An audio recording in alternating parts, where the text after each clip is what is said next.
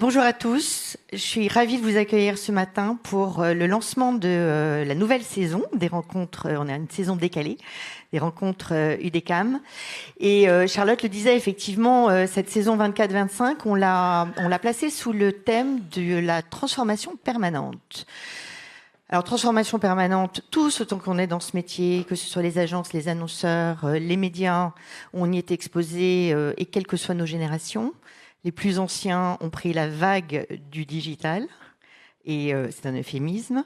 Les trentenaires, eux, ont embrassé l'achat programmatique, un peu de télé adressée, l'e-retail, qui fait partie quasiment maintenant de l'ensemble des stratégies. Et puis, on a une génération Z qui sera la génération de l'IA. Et donc, effectivement, cette grande transformation, elle impacte aussi bien les marques que les médias, que les organisations.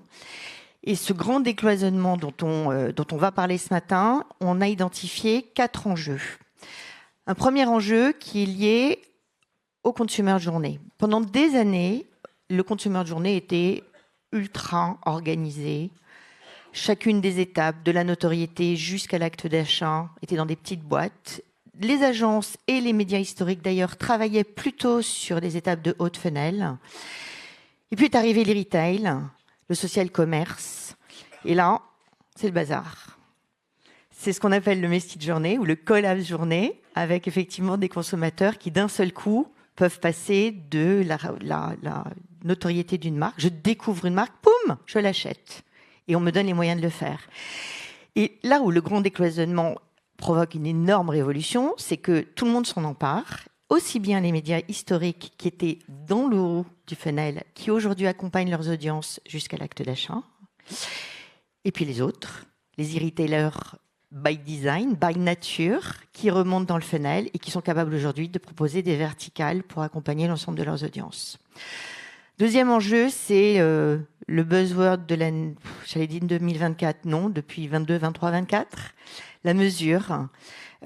Finalement, c'est pas très vieux. Il y a 2 ans, on arrivait à mesurer l'audience d'un contenu sur 4 écrans. Il y a seulement 2 ans, Yannick, je sais pas où il est, si je me trompe pas. Aujourd'hui, on cherche à mesurer l'ensemble des contenus sur le cross-écran, l'ensemble des vidéos sur le cross-écran. Les annonceurs et les agences et les médias ont besoin d'avoir une vue holistique, neutre, mesurée par un tiers de confiance pour savoir effectivement combien d'individus sont exposés à leur campagne. Troisième enjeu, et alors là c'est un grand bazar, c'est l'organisation. Je pense que tout le monde se cherche depuis des années. On n'a pas trouvé la solution magique. Et le jour où on trouvera la solution magique, 3 mois après, elle sera caduque. J'en suis à peu près convaincue. Et donc, la grande question, c'était la baseline de cette section sur l'organisation. La grande section, c'est est-ce qu'il faut une organisation horizontale? Comme je crois la WFA l'a recommandé à ses membres dans un rapport qu'ils ont publié l'année dernière, on a besoin d'avoir une vue transversale avec une intelligence sur l'ensemble des médias, l'ensemble du journey. Est-ce que donc cette organisation doit être transversale avec des gens qui soient capables de parler de tout, peut-être un peu superficiellement, ou est-ce qu'au contraire, il faut une organisation verticale avec des experts, des spécialistes par levier pour avoir une connaissance extrême du levier sur lequel on travaille? Finalement, on verra que les deux m'ont général, sauf que tout ça, ça se fait dans des contraintes économiques et on n'a pas encore craqué l'équation. Et puis enfin, la data, qui a été, avec l'arrivée de la big data il y a quelques années dans nos métiers, un premier big bang. Ça continue d'être un univers extrêmement chahuté, grâce notamment à Google, quand ils ont annoncé il y a 5 ans qu'ils allaient arrêter les cookies tiers. Bon, finalement, ils changent d'avis, mais la bonne nouvelle, c'est que ça avait provoqué pas mal de nouvelles propositions. Les uns et les autres s'étaient réinventés. Et effectivement, aujourd'hui, entre les ID alternatifs, la data loguée, le context planning qui existait déjà à l'époque, on a plein de possibilités de ne plus utiliser les cookies. Et elles ont été pas mal testées et souvent extrêmement performantes.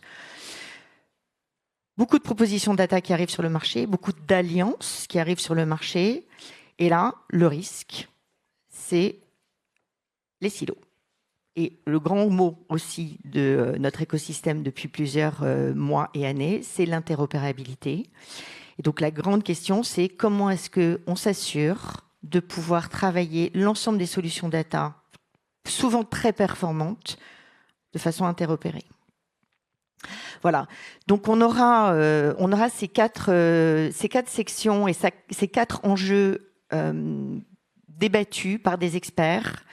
Je remercie les médias, les annonceurs, les agences qui vont venir témoigner, qui vont partager leurs best practices. Vous le savez, depuis 1 an et demi maintenant, on a décidé de donner un tournant à ces rencontres beaucoup plus opérationnelles. On veut vraiment que vous rentriez à la maison avec des idées, des choses à tester, des trucs auxquels vous n'aviez pas pensé. Donc soyez vigilants, posez des questions. On a un format que Charlotte animera avec Yannick jeté dans l'arène au lion, qui va répondre, il l'a juré, à toutes les questions, même les plus indélicates. Et je vous souhaite une très bonne matinée. N'hésitez pas à poser des questions, n'hésitez pas à poser des notes. Je redonne peut-être un hashtag rencontre UDECAM, où vous êtes au pluriel. Et je vous laisse avec Charlotte. Merci beaucoup Magali.